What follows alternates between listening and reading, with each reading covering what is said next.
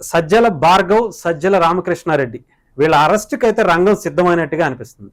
నిన్న పోసాని కృష్ణమురళి గారు ఏదైతే రిమాండ్లో ఆయన మాట్లాడినటువంటి మాటలు, అంగీకార పత్రం మీద ఏదైతే సంతకం చేశారో దాంట్లో చాలా క్లియర్గా సజ్జల భార్గవ్, సజ్జల రామకృష్ణారెడ్డి వీళ్ళిద్దరూ ఇచ్చినటువంటి స్క్రిప్ట్ మేరకే నేను కొన్ని వర్గాల మధ్య, కొన్ని కులాల మధ్య గొడవలు సృష్టించే పని పెట్టుకున్నాను.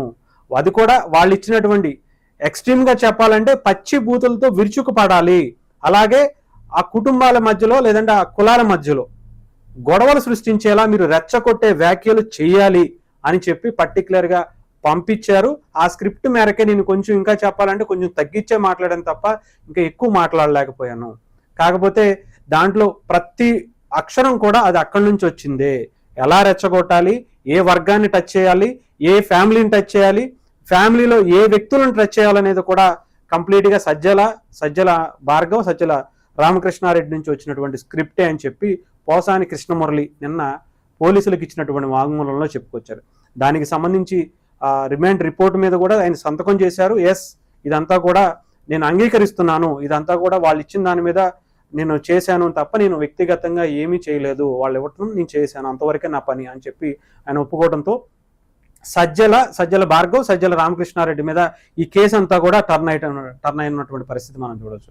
అంతేకాకుండా గతంలో వైఎస్ఆర్సీపీకి సంబంధించినటువంటి పేటీఎం బ్యాచ్ అనొచ్చు, సైకో బ్యాచ్ అనొచ్చు, లేదా ఆ పార్టీకి సంబంధించినటువంటి సోషల్ మీడియా బ్యాచ్ అనొచ్చు, ఎవరైనా కానీ గత కొన్ని సంవత్సరాలుగా అందరూ కూడా 10 రూపాయలకి పనిచేయనుండి, 100 రూపాయలకి పనిచేయనుండి, వాళ్ళందరికీ స్క్రిప్ట్ ఇచ్చేది కూడా సజ్జల భార్గవ్ టీం అని చెప్పేసి చాలా మంది బయటకు వచ్చి మొన్న కూటమి ప్రభుత్వం అధికారంలోకి వచ్చిన తర్వాత ఎవరినైతే అరెస్ట్ చేశారో కొంతమంది బ్యాచ్ని, ఆ బ్యాచ్ అందరికీ కూడా సజ్జల దగ్గర నుంచే వచ్చాయి అని చెప్పి మాకు ఎటువంటి సంబంధం లేదు, వాళ్ళు మాకు ఈరోజు ఒక గ్రూప్ ఉంటుంది, ఆ గ్రూప్లో వీళ్ళని టార్గెట్ చేసి మీరు పోస్టులు పెట్టాలి, వీళ్ళని టార్గెట్ చేసి మీరు కమెంట్లు చేయాలి అని చెప్తారు, మేము అదే విధంగా ఫాలో అయ్యాం, అదే విధంగా వీడియోలు చేసాం, దానికి సపోర్ట్ చేసాం తప్ప మేము పెయిడ్ ఆర్టిస్టులమే తప్ప మాకు ఎటువంటి సంబంధం లేదు, కంప్లీట్గా దీనికి స్క్రీన్ ప్లే దర్శకత్వం అంతా కూడా సజ్జల రామకృష్ణారెడ్డి, సజ్జల భార్గవే అని చెప్పేసి అప్పుడు కూడా చెప్పినటువంటి పరిస్థితి.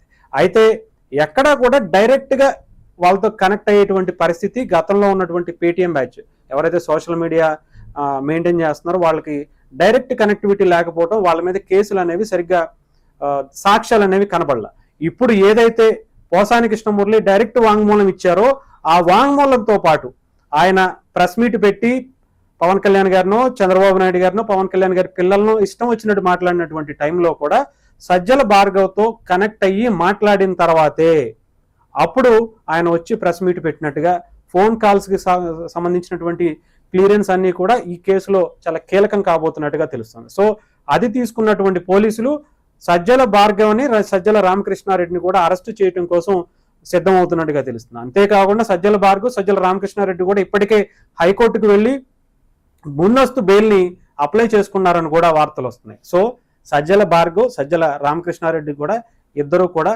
రెడీగా ఉన్నారు, భయపడుతూ బిక్కుబిక్కుమంటూ ఒక మూలన కూర్చుని ఎప్పుడు ఎవరు వస్తారా, ఏం చెయ్యాలి, ఎవరిని పట్టుకుంటే అవుతుంది. ఇప్పటికే వైఎస్ఆర్సీపీకి సంబంధించినటువంటి లాయర్ సుధాకర్ రెడ్డి కూడా చేతులు ఎత్తేసినటువంటి పరిస్థితి.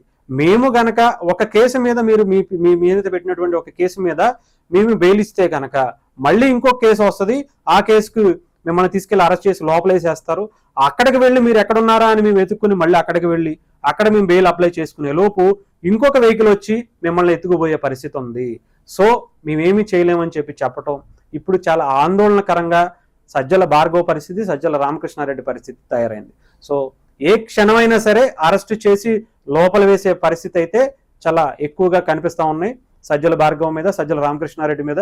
సో డెఫినెట్గా ఎవరినైతే ఈ బ్యాచ్ అందరినీ మెయింటైన్ చేసుకుంటా ఇన్ని సంవత్సరాల పాటు నిజంగా చెప్పాలంటే ఇక్కడ ఆంధ్రప్రదేశ్లో అలాగే తెలుగు రాష్ట్రాల్లో జరిగినటువంటి అనేక గొడవలకు కారణాలు కూడా వీళ్ళిద్దరే అని చెప్పి చాలా క్లియర్గా అర్థమవుతున్నట్టు పరిస్థితి. ఎంతోమంది సైకో బ్యాచ్ని పెట్టి సోషల్ మీడియాలో విద్వేషాలు రెచ్చగొడుతూ రెండు వర్గాల మధ్య గొడవలు సృష్టించే విధంగా, లేదంటే గొడవలు పెంచే విధంగా వీళ్ళు క్రియేట్ చేయాలి అని చెప్పి వీళ్ళు పన్నాంగం పన్నినట్టుగా మనందరికీ ఒక క్లారిటీ అయితే వస్తుంది. సో దాని మీదే వీళ్ళిద్దరిని అరెస్ట్ చేస్తే కనుక ఇప్పట్లో వీళ్ళు అయితే మాత్రం బయటకు వచ్చే ప్రసక్తే లేనట్టుగా తెలుస్తుంది. వన్స్ ఒకసారి లోపలికి వెళ్ళారా, మళ్ళీ ఎప్పుడు వస్తారు, ఎలా వస్తారు, వాళ్ళ ట్రీట్మెంట్ ఎలా ఉంటుంది అనేది మనకు తెలియదు. సో ఇప్పటికే పోసాని కృష్ణమురళి గారు ఇప్పటికే హార్ట్ అటాక్ వచ్చిందని, ఇంకొకటి వచ్చిందని చెప్పి నాటకాలు వేస్తున్నారని పోలీసులు కూడా చెప్తున్నారు. సో చాలా బలమైనటువంటి ఆధారాలతో వన్స్ ఒకసారి అరెస్ట్ చేయడానికి కొంచెం లేట్ అయినా కానీ అరెస్ట్ చేశారా, చేయటం అయితే పక్క, అది ఎప్పుడైనా తెలియదు, కానీ చేశారా ఇంకా వాళ్ళ పరిస్థితి అంతే. ఇప్పటికీ వల్లభనేని వంశీ అనే వ్యక్తిని అరెస్ట్ చేశారు అంటే గతంలో టీడీపీ ఆఫీసో లేదంటే చంద్రబాబు గారినో లోకేష్ గారినో తిట్టారని కాదు, ఒక కిడ్నాప్ కేసు మీద బలమైనటువంటి సాక్ష్యాలు దొరికిన తర్వాత అరెస్ట్ చేశారు. దానికి సంబంధించి లోపల వేశారు, దానికి సంబంధించి బెయిల్ వచ్చేటువంటి పరిస్థితి అయితే లేదు.